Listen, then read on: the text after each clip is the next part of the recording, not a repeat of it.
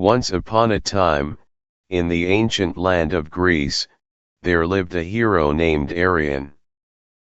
Known for his bravery and unmatched skill with the sword, Arion longed for a quest that would cement his name in the annals of history. One day, word spread across the kingdom of a magical golden apple, said to grant immortality to whoever possessed it. The apple was rumored to be hidden on an island far beyond the horizon, guarded by mythical creatures and enchanted by the gods themselves. Arion sought the counsel of the Oracle of Delphi, who revealed that the golden apple lay in the Garden of Hesperides, a paradise hidden in the farthest corners of the world. However, reaching the garden was no simple task. Arion would need to sail across treacherous seas, where monsters roamed and the very waters shifted under the whims of Poseidon, god of the sea. Determined to succeed, Arion gathered the finest crew and commissioned a legendary ship, the Aurelia, forged by Hephaestus, the god of fire. Its sails were woven from the wings of the mythical phoenix, and its hull was reinforced with the wood of the sacred oak tree of Dodona, making it unbreakable. With the wind at their backs, Arion and his crew set sail. Their first challenge came in the form of the sirens, whose enchanting songs lured sailors to their doom. But Arion, wise and prepared, filled his crew's ears with wax and tied himself to the mast, resisting the sirens' pull. They sailed on. Next, they encountered the whirlpool of Charybdis, a monstrous vortex that swallowed ships whole. As the Aurelia was pulled toward its gaping maw, Arion called upon the favor of Athena, who guided them safely through the perilous waters. After many days, the ship reached the island of Cyclopes. There, a giant one-eyed creature guarded the key to the final leg of their journey, a map that showed the way to the Garden of Hesperides. Arion and his crew fought bravely, managing to outwit the Cyclops by blinding him and escaping with the map. Finally, they reached the enchanted garden, where the golden apple grew on a single tree surrounded by 3 Hesperides, nymphs who guarded it fiercely. But more dangerous than the nymphs was the dragon Lotan, who coiled around the tree, never sleeping, always watching. Arion, with the help of Hermes' speed, distracted the dragon long enough to snatch the apple from the tree. Just as Arion held the golden apple in his hands, the earth trembled, and the goddess Hera appeared, furious that a mortal would dare to take what was meant for the gods.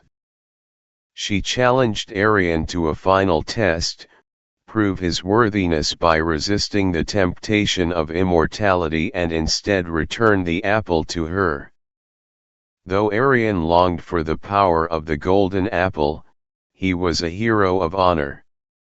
Bowing before Hera, he returned the apple and asked for only one favor in return, that his name and his crew's bravery be remembered for all time. As Arion and his crew sailed back to Greece, they marveled at how much they had changed during their journey. Though the golden apple had slipped from their grasp, they returned not with treasure, but with knowledge and wisdom that surpassed the allure of immortality. The Aurelia became a symbol of their bond, a ship that had not only carried them across dangerous seas but had also witnessed their growth as individuals and as a team. Each crew member had faced their own fears along the journey, some had battled monsters, while others had struggled with their own doubts. Together, they had emerged stronger. When they reached the shores of their homeland, the people gathered to greet them, eager to hear the tales of their adventures. Arion, though celebrated for his heroism, made sure to credit every member of his crew for their bravery and loyalty. The tales of their encounters with the sirens, the Cyclops, and Lotan the dragon spread quickly, inspiring others across the land to believe that courage and unity could overcome even the most impossible challenges. In honor of their voyage, the king of Greece declared a grand festival, one that would be held every year to remember the journey to the Garden of Hesperides. Arion, however, chose to quietly step away from the limelight.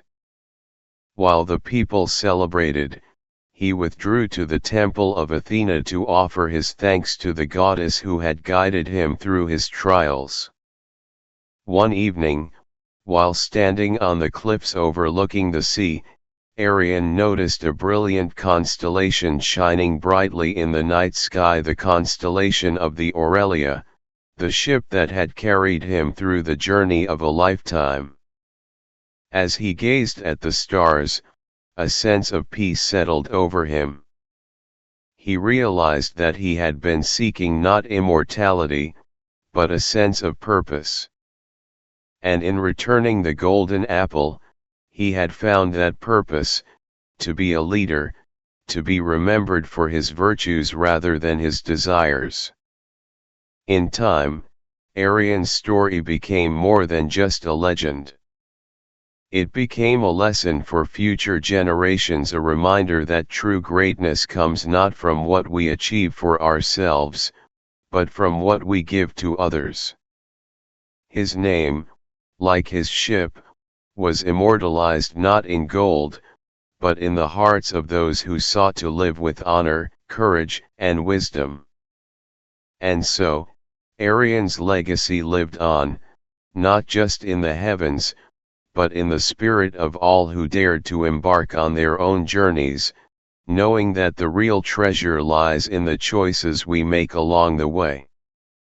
The story of Arion and the Golden Apple became a myth for the ages, passed from one generation to the next. It inspired countless adventurers to take to the seas, not for fame or fortune, but for the thrill of discovery and the hope of learning